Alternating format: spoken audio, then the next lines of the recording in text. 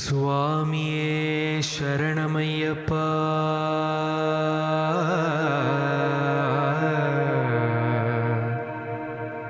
சுவாமியே சரணமையப்பா.